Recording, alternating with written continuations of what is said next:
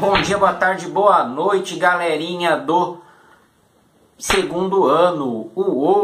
Aula de História, capítulo H7, módulo 1, páginas 49 a 52. A crise portuguesa, contradições e conflitos no Brasil colonial. Vamos ver alguns fuzuês que aconteceram aqui no Brasil por causa dos contextos políticos e sociais, tanto da Europa como aqui do Brasil mesmo, né? Bom, a Espanha, ela era ligada ao Sacro Império Romano Germânico. Por exemplo, o rei Filipe II, aquele que fez a União Ibérica, que juntou Portugal e Espanha, porque ele era herdeiro da coroa portuguesa, juntou os dois países num só, ele era filho do Carlos V, imperador do Sacro Império Romano Germânico.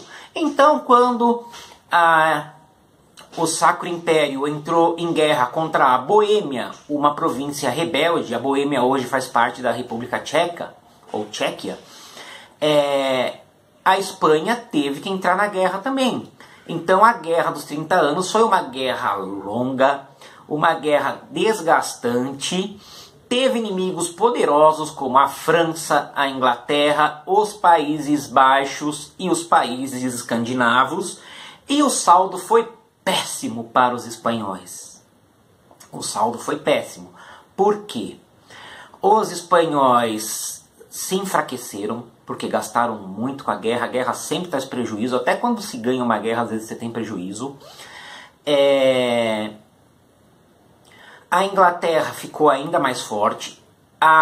Os Países Baixos, que estavam subordinados ao Sacro Império Romano Germânico, e também a Espanha, se tornaram emancipados e também uma grande potência marítima, se tornaram fortes no comércio marítimo ao lado da Inglaterra. E como a Espanha se enfraqueceu com essa guerra, porque perdeu gente, porque gastou muito dinheiro, Portugal aproveitou o momento e se tornou uma nação soberana outra vez. Os portugueses promoveram a restauração portuguesa.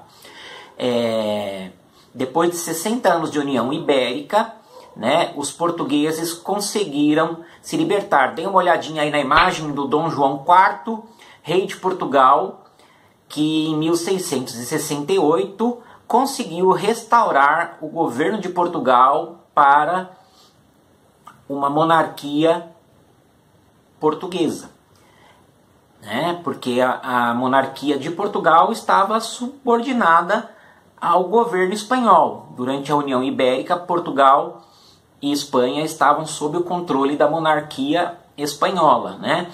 Então, com a restauração portuguesa, a monarquia portuguesa voltava a ser soberana em Portugal. Está aí então nessa imagem, né, o Dom João IV com a coroa na cabeça, ao lado um homem segurando uma bandeira com o brasão real português e o povo aclamando, tá? Os portugueses se deram muito mal com a União Ibérica. Por quê? Porque tiveram que entrar nas guerras com a Espanha. Então, se os espanhóis tiveram prejuízo financeiro com a guerra, os portugueses tiveram junto. E aí, perderam várias colônias na Ásia e na África. O que restou aos portugueses? O Brasil. Então, os portugueses focaram em explorar o açúcar brasileiro. Teve um problema. Os portugueses conseguiram expulsar os neerlandeses. Neerlandeses são os holandeses, tá, gente? A Holanda não quer mais ser chamada de Holanda. Quer ser chamada do jeito que eles mesmos chamam o país, Países Baixos. Eu sempre repito isso nas aulas. Holanda é só uma parte dos Países Baixos. Então, Países Baixos, quem nasce nos Países Baixos é neerlandês. Assim como o idioma deles, tá? Neerlandês. Tudo bem? Então, se eu trocar, às vezes, neerlandês por holandês, é porque eu estou ainda me adaptando. Feito?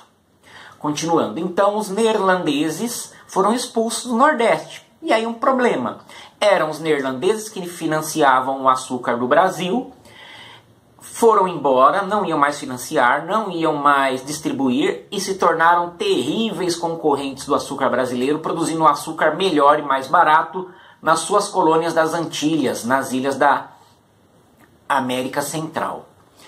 Bom, para aumentar o controle da colônia, os portugueses efetivaram o cargo de vice-rei, que era um cargo de origem espanhola, tá? Veio do período espanhol esse cargo de vice-rei. E a ideia era centralizar o poder nas mãos do vice-rei e diminuir o poder dos capitães-mores, né? Que era o poder regional. Essa história de poder regional no Brasil ser forte é antiga, tá? E vai continuar por muito tempo, até mais para bem séculos depois do poder dos coronéis, enfim, né? Bom, para fortalecer as rendas de Portugal no Brasil, o rei Dom João IV criou a Companhia Geral de Comércio do Brasil. Qual que era a ideia? Cobrar imposto de tudo, né? De tudo, de toda transação sobre qualquer via, ou de via terrestre ou via marítima, né? Tudo que se comprasse e vendesse no Brasil teria que cobrar imposto de Portugal, aliás, em favor de Portugal. E também o estanco. O que era o estanco? O monopólio da venda de produtos para os luso-brasileiros. Ou seja, essa Companhia Geral do Comércio do Brasil teria exclusividade para vender os alimentos que os portugueses não tinham aqui, como peixe salgado, né? Bacalhau, pão, vinho, azeite e principalmente os escravizados africanos, tá? Isso vai dar muito problema. Por quê? Porque essa Companhia Geral do Comércio, ela era do sistema mercantilista. Então ela era monopolista, só ela poderia vender, cobrava impostos abusivos e cobrava preços abusivos. Lá no Maranhão, esses preços abusivos dos produtos e esse preço abusivo na venda dos escravizados africanos vai gerar a revolta de Beckman. Na verdade, não só eram caros os escravizados africanos, como também a Companhia do Comércio lá do Maranhão não conseguia fornecer escravizados suficientes. Então, os irmãos Beckman queriam escravizar indígenas, isso era proibido pela coroa portuguesa e os padres jesuítas se colocavam contra e chegavam a pegar em armas para defender os indígenas. Os irmãos Beckman prenderam os jesuítas e o capitão Mor do Maranhão, tomaram os depósitos da Companhia Geral do Comércio do Maranhão e resolveram fazer uma administração própria, né? Bom, o governo português acabou suprimindo a revolta, o Manuel Beckman e outros foram presos e o Manuel Beckman acabou enforcado. Olha aí o Manuel Beckman, essa figura aí com essa peruca, né? Esse tipo de cabelo aí era peruca, né? O Manuel Beckman era português, filho de um alemão com uma portuguesa. Tem processo contra ele na Torre do Tombo sob acusação de judaísmo. Talvez ele tenha sido um cristão novo.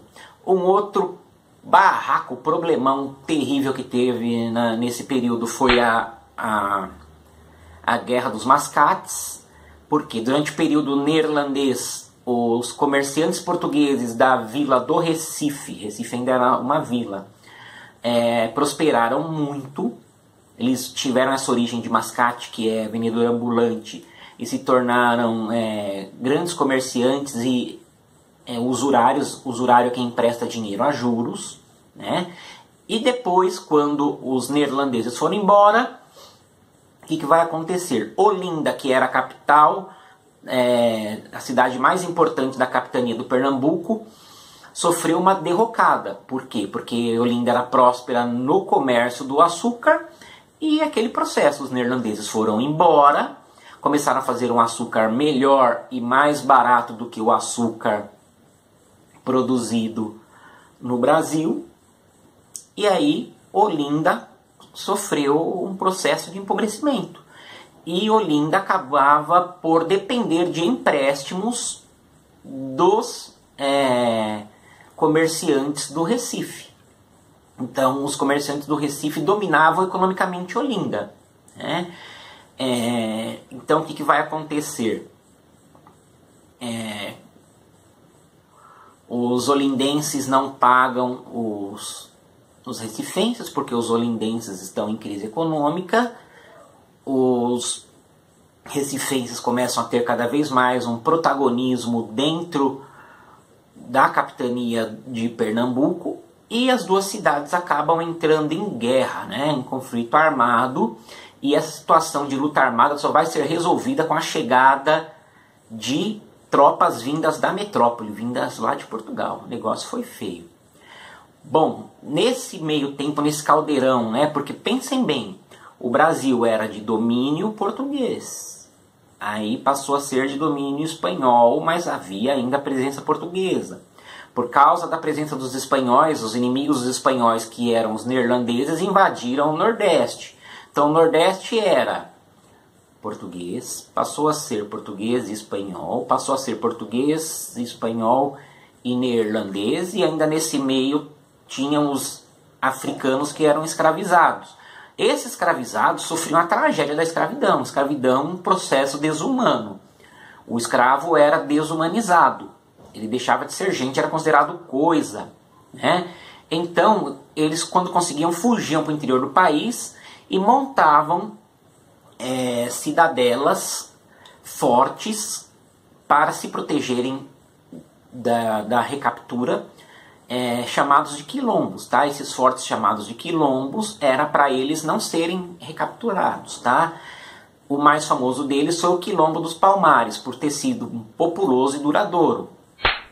Aí vocês veem a imagem do Gangazumba, né? O primeiro rei dos Palmares.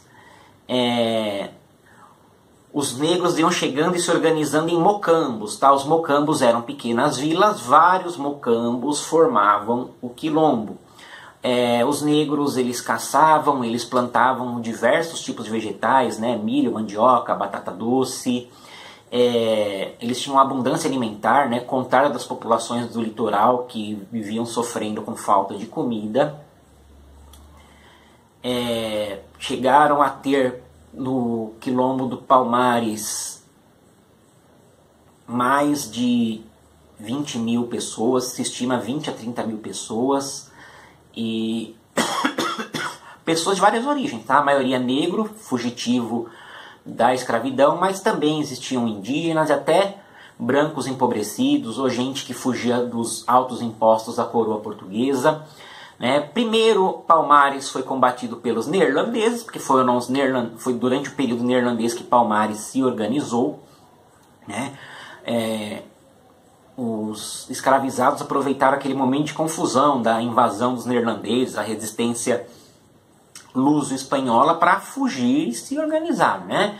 Bom, então quando os luso-brasileiros reassumem o controle do Nordeste, eles vão tentar destruir Palmares. Tentam várias expedições, até que eles contratam bandeirantes paulistas para isso. O rei Gangazumba chegou a fazer algumas tréguas com o governo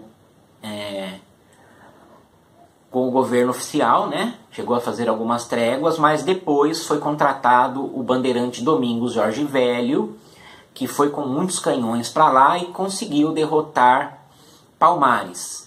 O Zumbi dos Palmares, sobrinho do Gangazumba, foi o último rei dos Palmares, né? Ele resistiu por muito tempo aos ataques dos bandeirantes paulistas, mas acabou derrotado. Aí vocês veem a imagem do Zumbi dos Palmares, né? É uma imagem idealizada, tá? Ninguém tem foto do Zumbi.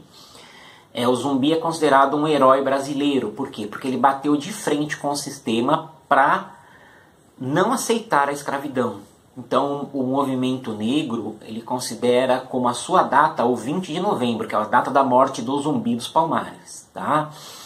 Não considera o 13 de maio,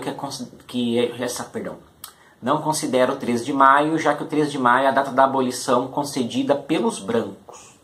Eles não consideram mais o 13 de maio. Durante muito tempo o 13 de maio foi considerado uma grande data, mas não é mais. Se considera o 20 de novembro, a morte de Zumbi dos Palmares, como a data do movimento negro, a data da consciência negra. Bom, espero que vocês tenham entendido. Qualquer dúvida, entre em contato. Um beijo, galera! Uou!